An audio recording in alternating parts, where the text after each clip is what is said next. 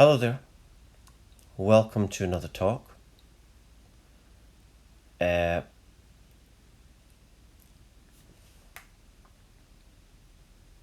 and today's talk, podcast meditation, is called My Unexpected Spiritual Awakening. Now, you notice I don't have music on today.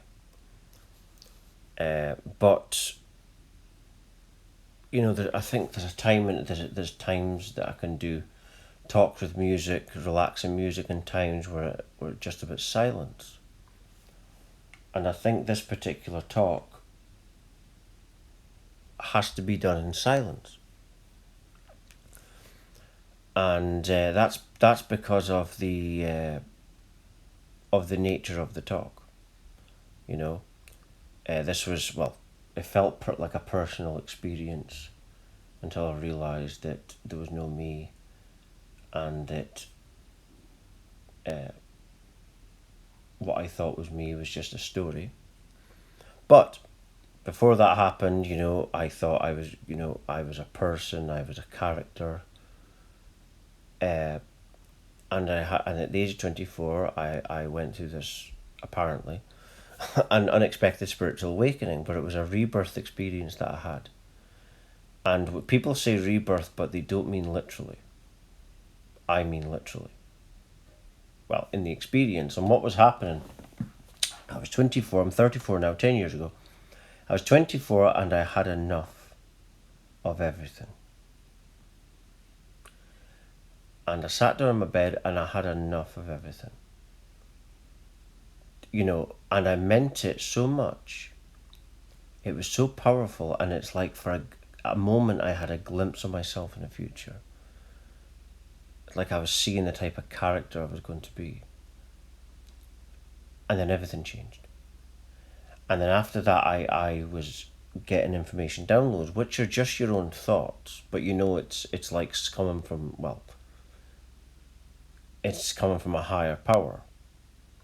Later on you realise it's all one, but in this experience I was getting these thought forms coming in, these information downloads telling me what was happening, and basically the information was that I'd been taken back. I never had these thought forms before, never had these downloads, wasn't psychic, never experienced any spirits or anything.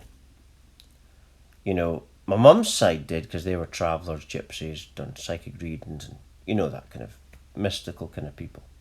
But I wasn't really gifted like that. But, and so it was a shock. And I was being led through the process by, some people call it oversoul. And that is the higher part of yourself. And that's the thing that was giving me the information. And I couldn't look at people in the eye anymore. And the information was telling me that because you're back to being in the womb. You're a baby now, consciously. And this lasted for 2 weeks. And in this rebirth I was getting knowledge about what was happening, why it was happening. And it was a lot to take in. And that's why it took years for me to start talking about this. Because that was such a massive experience, and this lasted for about 2 weeks.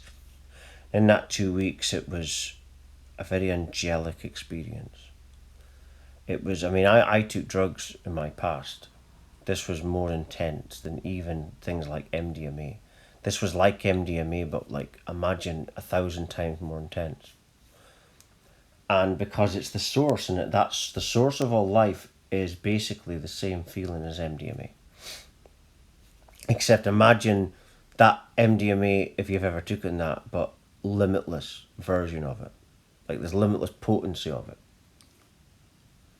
And in this rebirth, being, I couldn't look at people in the eye because I was a baby again. And and basically the energies were so intense because a baby, before he or she is born, is basically peaking life force energy. They are divine. It's the world that programs that baby into being the person that they end up being. And it changes them. You might have a very loving child when they're little, But then something happens. And it's the world programming them and taking them away from their angelicness. And this lasted for about 2 weeks. Then after that 2 weeks, these energies went away. And it was about healing. The energies were happening, I believe, because it was showing me what I can eventually have. That was peak in tantric energy. Tantric energy, for those that don't know, you've got a source version of you. The source version of you is like a bliss version. You're in absolute bliss. Orgasmic feelings, but it's not just orgasmic, it's like very loving. Imagine all the different elements of love in feelings. MDMA is a good example. If you ever taken that drug and you know what I'm talking about, that's a good example. And because they don't want, and it's illegal, obviously, because they don't want people to be reminded of that. If they wanted to, they could make MDMA and make it safe, because they've got top experts that can make medicine. But obviously, they don't want people to be reminded of that. But that's a good example of what I'm talking about. But yeah, a lot of people talk about rebirth. I feel like in the future I will try and create a meditation that can do this rebirth, and I'm going to try and do it the way I went through it. But I don't know how distant that is. I'm not really focusing on that at the moment. But I wanted to talk about this.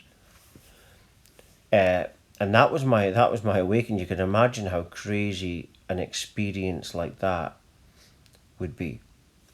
And then for 10 years now, it's just been within work. You can imagine before you're not experiencing nothing.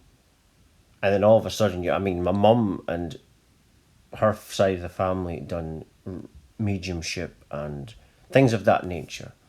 But no one had a spiritual awakening. No one knew what it was. I didn't know what was happening. And it took years of research on the internet.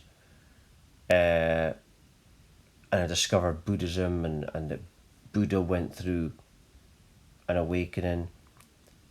And Jesus Christ, obviously, and others, have went through these awakenings. And when people say chosen ones, that's who they're referring to. 144,000. It's these people that have had these massive awakenings out of nowhere, and have not tried to do anything to get it. Didn't know they asked. I didn't ask for it. But then later in the awakening, nothingness was at the start. That was at the start. I remember one of the early things was think of nothing. That's a meditation that I do now. Think of nothing meditation, and I've done videos on that in the past. And I will again. But the rebirth was, that was the first thing. And getting led through the process from Oversoul, as I say. So it was a massive mind explosion. It was like everything. Symbolic of a spiritual awakening is the movie The Matrix. I think that film is I think they tried to give you a spiritual awakening journey symbolically, and Morpheus is like the higher self, right? And the different people that's talking to Neo are like parts of himself, and they're all different versions of himself leading him through the process. Very symbolic. And there's a psychic there as well, and chosen ones go through psychicism. Whether it's doing psychic, I do little readings now that I put on my website. If you go on my website, you'll know about that.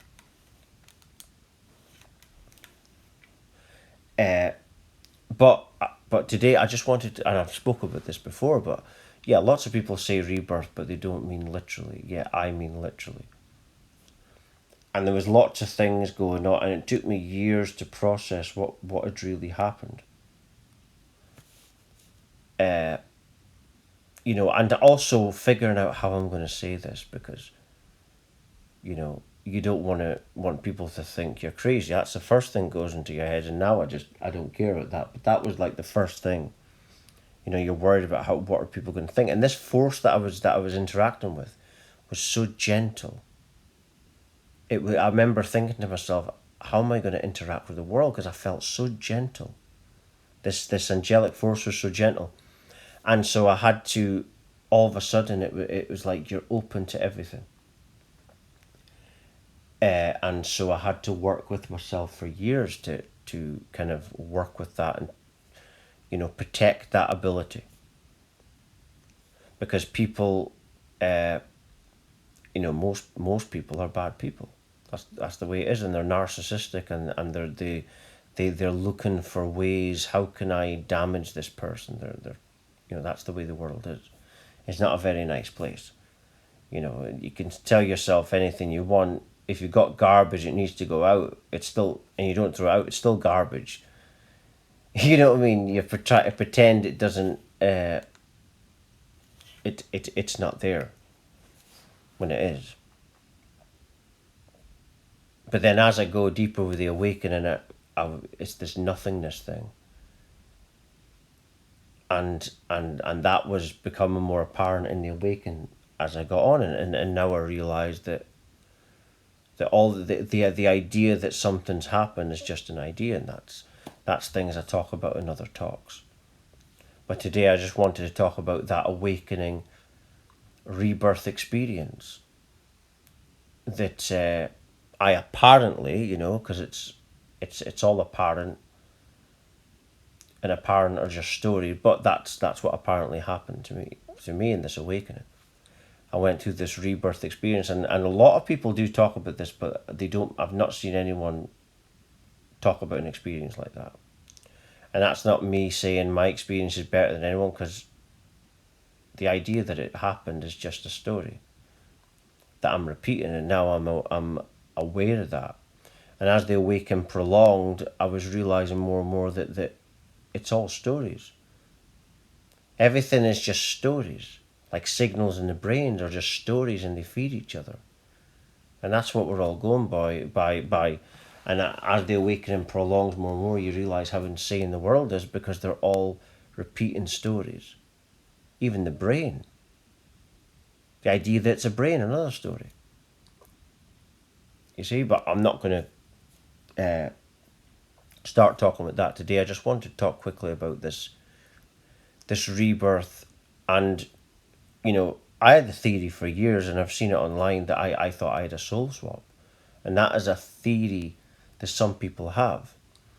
I was on a while ago, can't remember how long ago, but I was on the internet, and I found out this website that made a website and all about spiritual awakening, and the theory was that have spiritual awakened people been soul swapped. It is a theory that is going. You can look it up yourself on the internet, and that's what I thought for a year before I knew about the soul swap thing, because I thought that if there was a soul swap, it would maybe have to be born or have to have the birth experience. But I'm not here to impose, or make you believe anything. You do your own research. But later on the awakening, like I say, I realised that can't happen, because we're all one. You see? You can't really you can have a soul swap experience or a separation experience, but it's actually just oneness appearing as separate, and that's the law of one becomes more and more. Because when you're awakening to God's love. If you're Christian, heaven love. And people say, oh, you believe in nothing. No, but within that nothing is a miracle force, which is responsible for all life. So I do believe in God, even though I say it, that nothing is the start. But how does that nothing become something? Because there's something within that.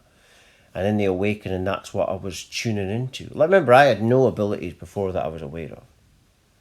Not like my mum's side, where they're all mediums and they got mystical abilities. I didn't have any of that.